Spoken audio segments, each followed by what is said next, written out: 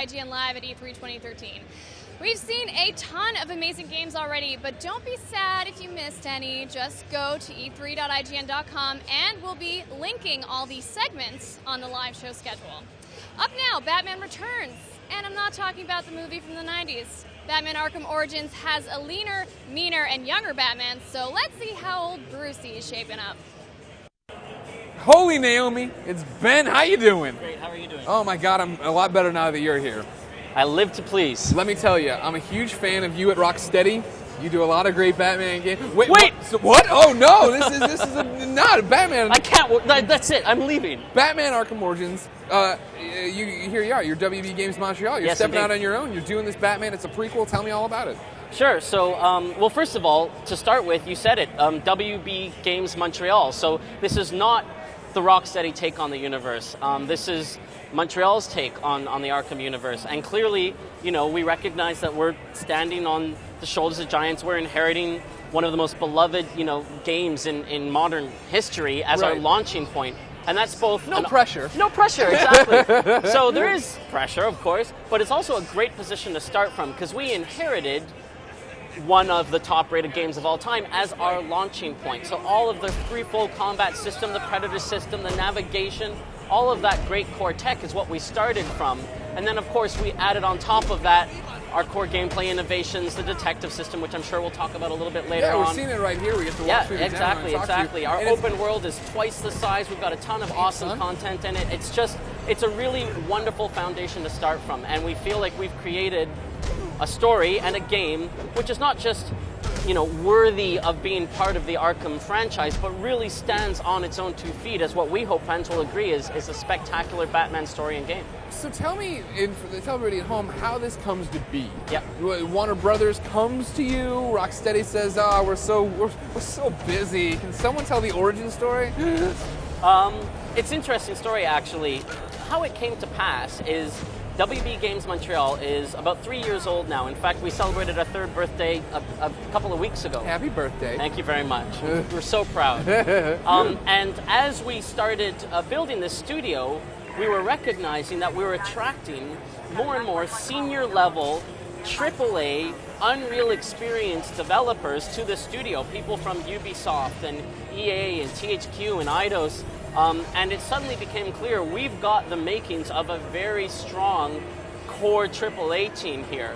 And then the final sort of piece of the puzzle was when both Ames Kirshen, who is the VP for all DC properties at Warner Brothers Games, when he and I both started talking about the same guy, Eric Holmes, as a potential creative director, what just sort of happened at the time that Eric was, interested in the next step in his career.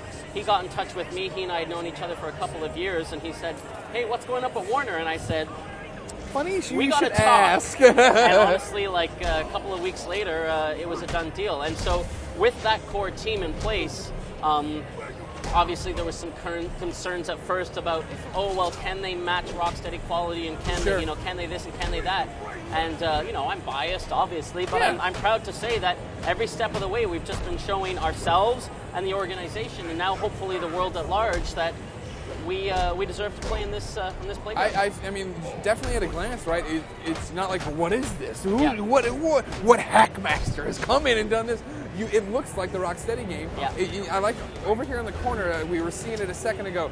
You had your crime in progress to go find. Then you were getting rated on a different little scale for XP and our stuff. progression system. So one of the things we recognize is that there actually is a leveling system in Arkham City. It's just a little bit opaque. People didn't just necessarily understand, how did I get the XP with the, whatever, now I'm going to go and I'm going to unlock something.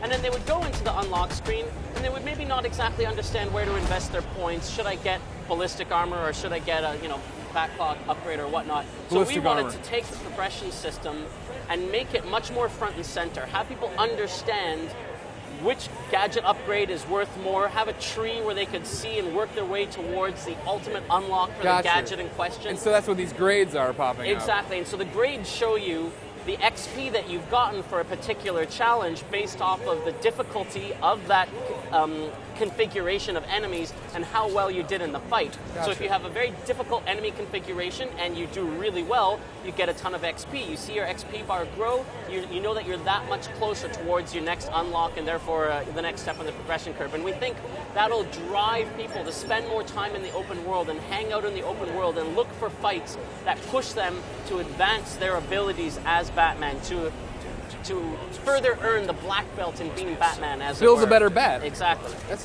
really interesting. I hadn't heard this pitch. I like what you're selling so far. Good. You have my attention. That's for what those I'm at aiming home, for. what is happening right now in this story? It's Arkham Origins. Yeah, exactly. How long have we been Batman and what's happening? Sure. Great question. So we like to say that it's an early career Batman story. It's Okay. not the origin of Batman per se. You're not tripping over your cape and blind because you pulled your cowl down too close on your eyes.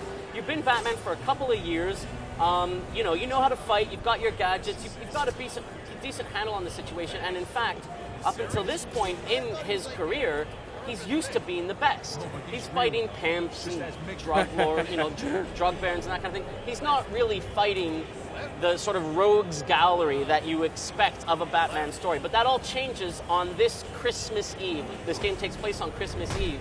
And the major crime lord in Gotham, Black Mask, puts a $50 million bounty on Batman's head and hires the 8 best assassins in the DC universe to try and kill Batman. Gotcha. And so on this sort of formative night in his career, we really want to tell the story of how he changes, how he grows, and how he starts down that pathway from not just being a masked vigilante, but really starting to become the Dark Knight, the savior of Gotham, and the kind of guy who routinely goes up against the likes of Bane and Deathstroke and Deadshot, and of course all the other characters that we haven't talked about yet. And that's the really fascinating thing. You guys had a trailer, obviously, that ran. You showed the Joker. You're interacting with these characters, some of them for the first time in this game, right? This is the origin story of how these relationships of those were found. relationships. That's really fascinating. Exactly. We didn't want to say, like I said, this is Batman's origin or this is Joker's origin or whatever. Because those have been told so many times, right? Exactly. But the origin of their relationship is a really interesting story for us to tell. We like to sort of pay homage to the comic series The Legends of the Dark Knight. Oh yeah, okay. And how when that series started in '89 or roughly '89, it was the first time that Batman encountered the Joker, the first time that Joker broke out of Arkham Asylum, the first time that those events happened. And it made it so powerful because you got to take these writers who could look back over the canon and see all of these great stories and then put their own spin on it, their own touch, retell those events their way. And that's what this game gives us an opportunity to do. We think we are telling a fantastic Batman story and really reinforcing and growing some of those key relationships that you talked about, and what we hope people will acknowledge or accept is a very pivotal way for the franchise and for the Batman lore in general. Now, you talked about that your map is X times bigger. Yeah. How many times is it? 5? It's 2 times the size, roughly speaking. So we've got 2 major islands, the North Island, North Gotham and South Gotham, and a bridge that connects the 2. And you can run from the tip of the South all the way up to the tip of the North, in one big seamless flow. So, did you take what was Arkham City before it became Arkham City and was completely destroyed and built it back out to be normal Gotham? Imagine that space before it was a prison. Right. It was a city. Yeah. And before it was a city, 7 years before that, it was a very different looking city. That area over in the East End hadn't yet been flooded. The Wonder Tower wasn't necessarily complete. Some of the landmarks were a little bit different. So our take on North Gotham is a fundamentally different spin on that environment, not to mention the fact that there is that complete bridge and all of the southern island, which are 100% new as well. To switch gears completely, this is the new detective mode you were talking about? Yes, good timing, good question. So I mentioned earlier the detective mode. One of the core fantasies of being Batman, right? The world's greatest detective. Right. And we saw an opportunity here to take the Batman's evidence scanner from the previous games and use that to further push that fantasy in a way that took core Batman gameplay of navigation and combat and exploration and gadget use, and tie it into narrative in an interactive way. So basically, he uses the sensors in his cowl to scan everything in an environment, take all of that data and upload it to the Bat computer in the Batcave, which digitally recreates the crime scene and pipes that simulation back onto his display, so he gets a sort of digital recreation, a sort of augmented reality style recreation. So he can see how this helicopter went down and what happened and then he can scan, he can rewind and fast forward, what we call scrubbing through the events, and track exactly where the simulation says the bullet ricocheted, or exactly how the body falled, or whatnot. And then once that's all done, boom, eureka, he can put his finger on it, figure out who's the culprit, who committed the crime, and then set out in the world to find that individual and bring them to justice. Now, you know, you're showing a game here to the internet. Internet's full of a lot of haters. Haters really? are gonna. Yeah, I know. It's hard to believe. You don't read the comments. It's fine. I can't believe that could possibly be the case. I know. It's tough, but for people who would want to hate on you, what would it be that why would Batman have this when he starts, but not when he's Batman down the line? At the time, continuity in comics so important. Well, listen. Here's our take. First and foremost, awesome gameplay. We are not going to be beholden to a chronology that's going to that's going to cripple or otherwise limit our ability to make an awesome gameplay experience. There's no one who's ever suggested that Arkham Asylum or Arkham City takes place in a specific timeline in the real world. Oh, it's 2014 or it's 2017. Right. What matters is that we have that sort of parachronistic style where the city looks a little run down, a little bit old, a little bit older fashioned, as it were, and yet layered on top of that is the fantastic gadgetry and the fantastic technology of the world of Batman. But in particular, if people are saying, well, why didn't he have this ability in Arkham Asylum? Why didn't he have this ability in Arkham City? And they really wanted an answer tied into the narrative. To that, I would answer the following. It's definitely accepted within the Batman canon that he does not always take the same gadgetry or the same tools or the same functionality with him when he goes out into the world, right? Right. Sometimes he's got to go back to the Batcave and swap out his gadgets. Sometimes he leaves a specific tool at home because he's going to solve a problem this way or he's going to solve a problem that way. So will this experience and this tool make a return visit in some sort of hypothetical future Arkham experience? Entirely possible. I like what you're doing. But there's no need for us to say that it had to have been used in Arkham Asylum and Arkham City. Makes perfect sense. Haters, Ben's got your number. When does Arkham Origins come out?